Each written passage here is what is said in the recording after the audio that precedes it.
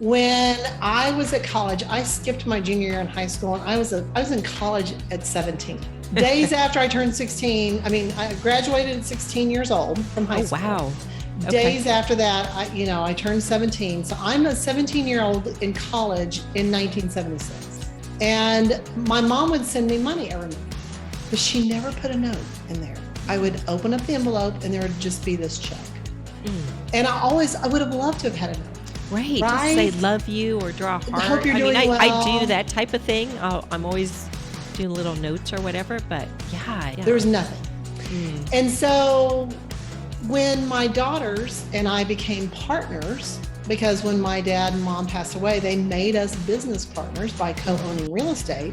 And as the manager of the real estate and writing them checks every month, I thought, I'm going to use this opportunity to send them the note that I wish I had received from my mom.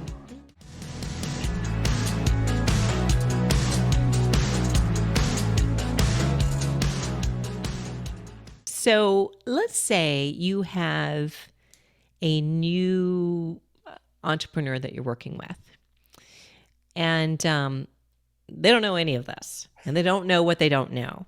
Right. How do you get, what are the first, I guess, few steps that you would recommend for them to take?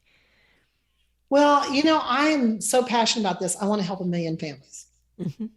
So I would say I make it easy for people. Book a call with me and let's have a conversation about what you want, because it's all about me helping you get your desired outcomes. Right. And I'll give you 2 scenarios. I had someone contact me. They were the second generation. Mom and dad were still alive, but incapacitated. And there was going to be a unequal distribution of wealth because only one daughter was the natural born of father. The other 2 were stepchildren from a previous marriage. And we're talking about a $14 million estate. So from mom's side, her half was going to be a third and a third and a third, and dad's side was always going to go to the one girl. And this girl was tasked with telling her siblings what was going to happen. Mm-hmm. And her goal was that she just wanted her family to be together. And she had this guilty, and goes back to that bread of shame, I'm going to get more than they are. So I want to make them feel better about dad not leaving them what he left me, right? Well, in the meantime, mom passed away. And so we had our first family meeting. And mom had been a little bit dementia and had told my client, don't tell your siblings about the unequal distribution of wealth. How many families do you know try to keep this a secret? Right? Mm-hmm. So we have our family meeting. I facilitate it. And it came out that they've known for 10 years. It was no secret. She'd been carrying this heavy burden. And so what was fascinating about that, when we met afterwards, I said, that your siblings have known for 10 years. If they wanted a better relationship with your dad, they've had 10 years to do that themselves. Right. That's not yours to do anymore. And so it was just so freeing, and they're getting along. They shared things that they hadn't shared before.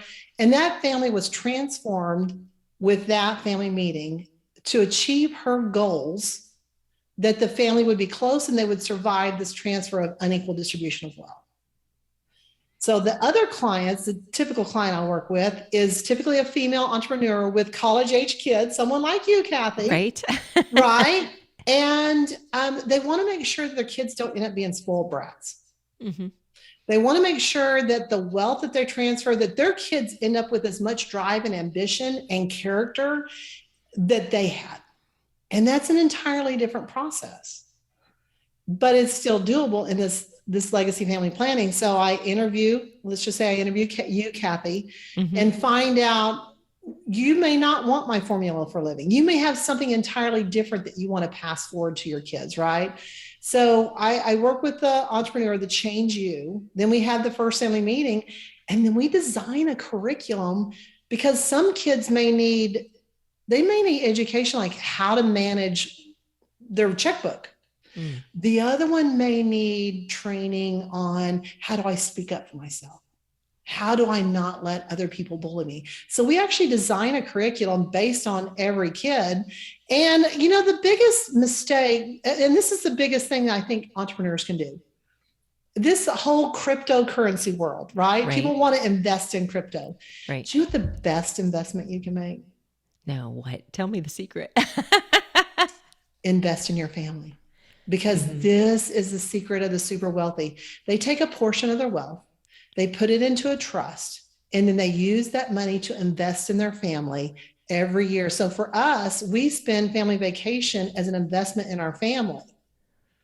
And so the I love secret that. is investing in your family and let it happen over time. Okay. I love that. So investing in your family. So tell me a little bit more about that. Again, it goes back to the family's needs. One of the things that we do is we host a training seminar for our kids. I remember when my mom and dad first passed away, my kids were in their early 20s. They were suddenly the beneficiary of a trustee. They were suddenly a co-owner in commercial real estate. Mm. They were going to start receiving rent checks. They had no idea how to be a beneficiary. They had no idea what a trust was. They had no idea that the money that they got wasn't having Social Security and withholding taken out of it, and that they were going to owe the IRS come April 15th, and they better put that money aside.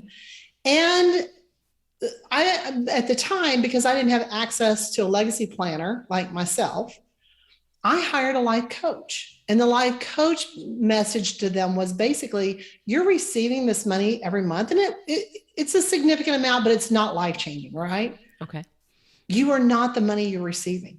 You are who you are. It doesn't matter if you've got 2 cents to your name or this money coming in. Right. Be all of who you can be. And so we did a half-day seminar like within a year of my mom and dad passing away. And since then, we've hosted various professionals to come provide training for the kids in what area that they needed. We've had the wealth advisor come back. We're going to have another seminar about the legal piece of this and understanding. So many people don't understand the legalities of a partnership, the LLC. There's some legal things that these kids need to know, and how to read a balance sheet, how to read a P&L, how to manage your money. I mean, the list is endless of training that you can provide for your kid. But here's the secret. Your kids don't want to hear it from you. I'll never forget after that Isn't first that true seminar. about everything? It is. I mean, it was so funny to me. That first seminar, we had these half-day professionals, and my daughters came up and said, did you hear what he said about saving money? And I was just like, wow. You just want them to hear it. And if the best way is to have a professional like me or your CPA or your wealth advisor, do what you've got to do. Mm-hmm. Absolutely. Absolutely. So let me ask you about this. What about for the entrepreneur that is just starting out in business and really hasn't done much with their business? They don't have a ton of assets. What would you suggest for them to do to make sure that they're taking, I guess, the proper steps?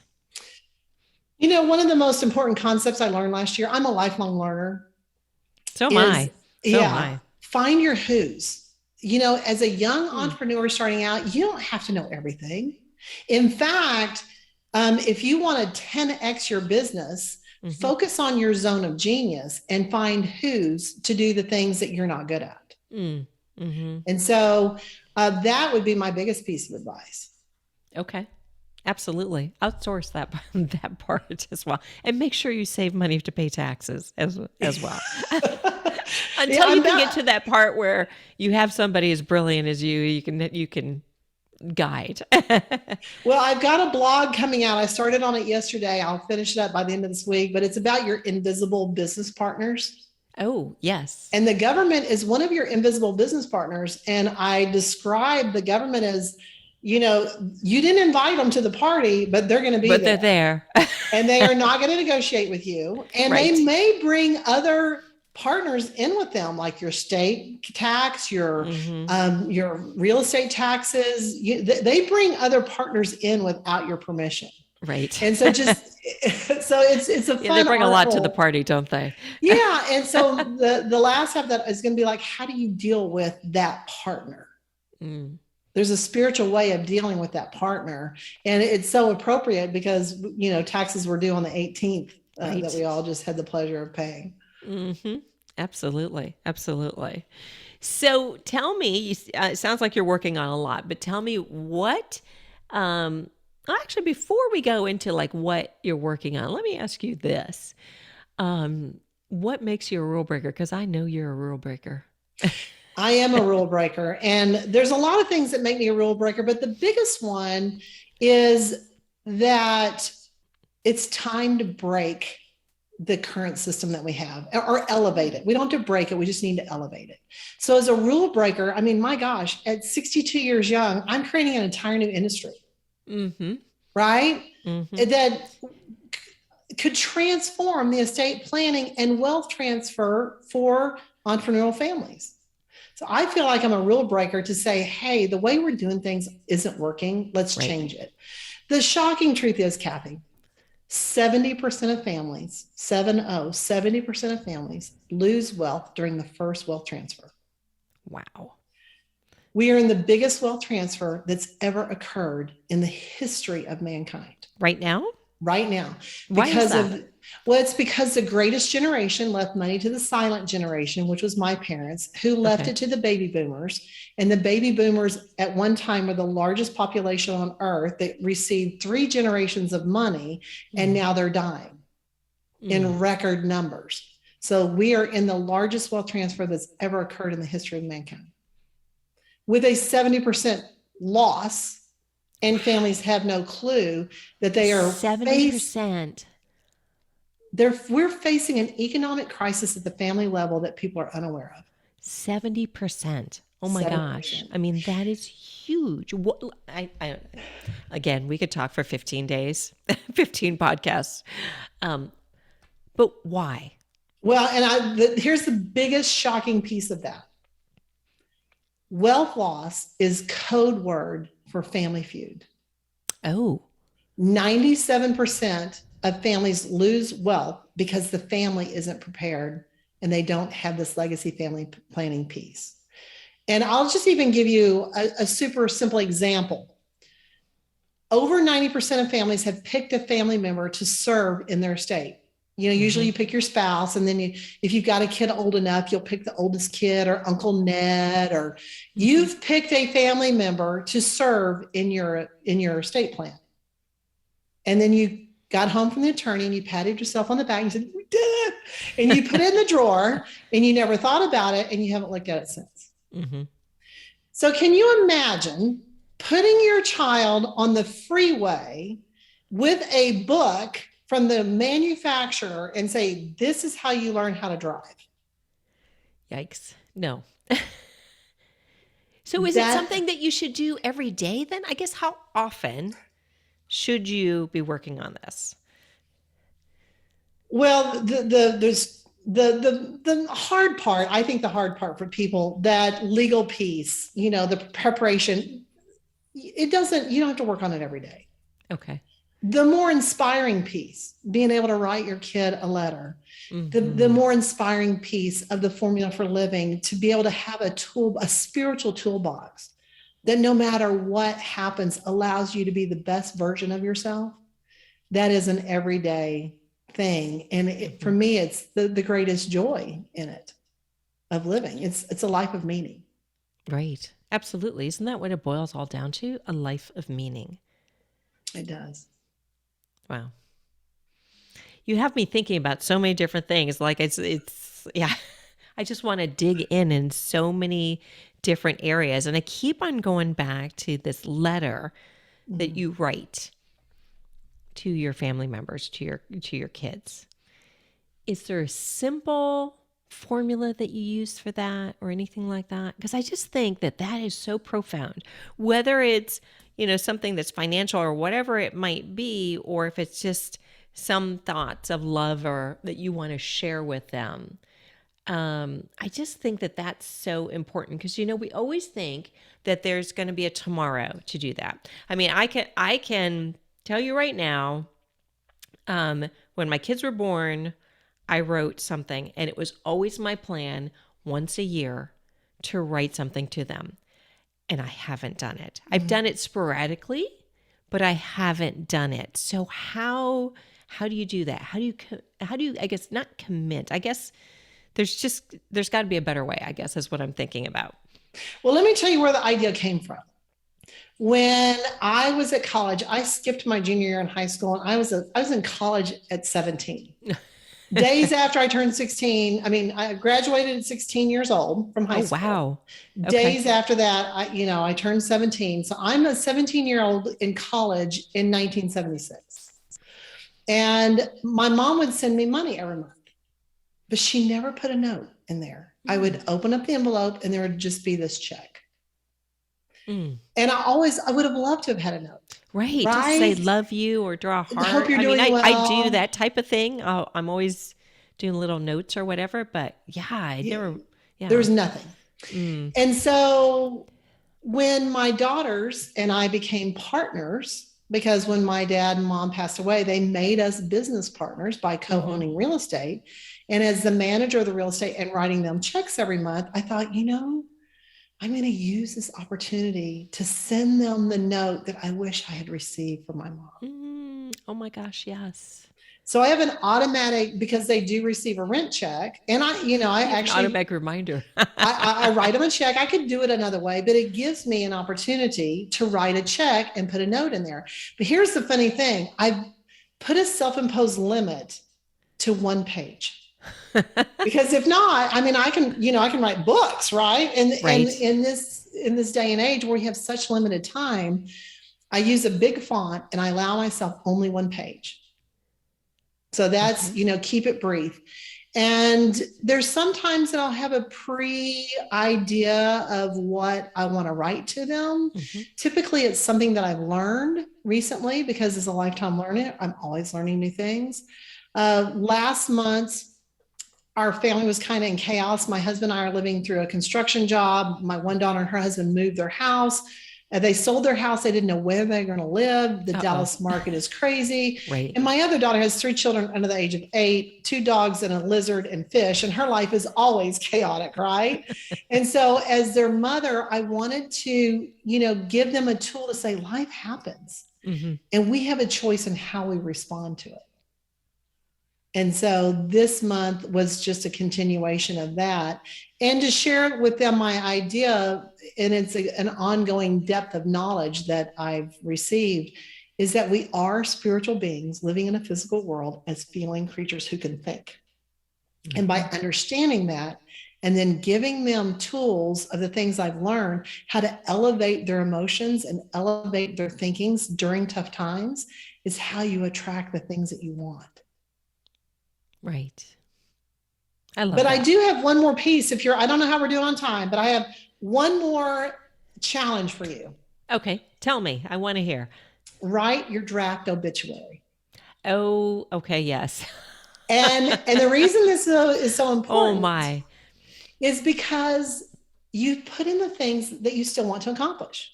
It's a work of fiction. Yes, it does have some real things in there, because I can't tell you how many people don't know, like my grandkids call me Elmo. They Elmo? may not know Elmo, like Elmo. Like Elmo, the red Elmo? Yeah. And it was because they couldn't say Oma. The first one, the Oh. oldest, couldn't say Oma. He called me Elmo, and I love being Elmo.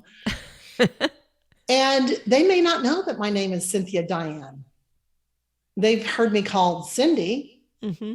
They call me Elmo, but they may not know my legal name. And it's interesting because if you've ever had to go to a funeral home, you have to know the names and where they were born of your grandparents. That person who passed away, grandparents. Right. And then so many of them don't know what they knew that grandma as Nanny or Poppy, or they have no idea what that name was. And so now you've got kids in the state of grief. And I say kids, any age that you are when you become an orphan, you're a child. You're still a child, right? Absolutely. Yeah. And so you're in the nursing home, or you're in the funeral home. You're trying to figure out what grandma's name was. Where was she born? Mm-hmm. Oh my, and you're in this midst of grief, and you've got to think about things that you never thought about. So the idea of a draft obituary is you've already done that for them. You've done that work. You made it easier. I think You made it easier for the them. key is to make it, I always feel like make it as easy as possible for your loved ones during a time of grief so that they can just celebrate. They can be happy. Because the last thing you want is your children to be upset. Oh, and they're still going to be upset. I mean, I want them to miss me. Trust me, I want them to miss me. But I don't want to make it harder. I call that unnecessary stress. Mm-hmm. And when we can help them avoid the unnecessary stress, that allows them to use those emotions to grieve and celebrate you and to do the mourning that they need to do instead of trying to figure out what was Nanny's name, right? Mm-hmm. So the idea of the draft obituary, though, is to update it every year. I usually do it on December 31st, and I'll never forget the first time I sent it to my kids. They all were like calling me, "Are you okay?" Because I sent it out New Year's Eve. "Here's my draft obituary." And they're like, "Oh my God, are you okay?" Now they've gotten used to it. But I put the things in there that I still want to achieve because here's the thing, Kathy, it gives you clarity on what's important. Mm-hmm. If it doesn't make your obit, it's probably not anything you need to worry about. That's right. Absolutely. So to all the entrepreneurs out there and all the listeners out there, okay, December 31st, now you know what you need to do. Make your draft obituary so you can have clarity for the new year. Or your whole life. I start with the end in mind. Like, do you want to be 100 years old when you die? Do you want to still be in great health? You get to write the story. Like I put, she was 100 years old and she was still doing flips off the diving board every year. That's right. That's right. Oh, I love you. You're so much fun and just so full of so much great information. I don't know if you saw, I was taking notes. And there's so much more I know that I could dig and that you could absolutely offer. But let me ask you this. So what's next for you? What are you doing? I am enjoying meeting people like you that are congregators of entrepreneurs and really getting this information out there so that people can transform their life. Get that what you don't know out there to inspire the growth-minded entrepreneurs that want to live a life of love, time, and money. Mm-hmm. Absolutely. I love that. I just absolutely adore you too. So where can people find you? I made it easy. They can go to meetcindyarledge.com and book time with me. Oh, that makes it super easy. Super, super easy. And we'll make sure that we have your contact information in our show notes. And it's been an absolute delight to have you. I hope to have you back again and see what else we can help the entrepreneurs with whatever they don't know and I don't know that we all don't know. Bring some clarity into keeping wealth as well as generational wealth. Again, thank you, Cindy. It's been great having you here. Well, and Kathy, can I just say thank you for what you're doing? Oh. It's, this rule breaker and the things that you're doing is really making a difference. And so it's my honor to be here. And we're going to get together one of these days. Absolutely. And, just love you and love what you do and love your mission of being a rule breaker. So thank you. Thank you so much. Thank you so much. And that wraps up my interview with this absolutely amazing individual. And again, her contact information will be in the show notes. And if you liked what you heard, please give us a 5-star review and keep on listening and keep on downloading. And of course, tell all your friends about it as well. And get, if you have to, grab their phone and download the podcast for them. Anyway, to everyone's success out there. And I hope you all have a really wonderful, wonderful day.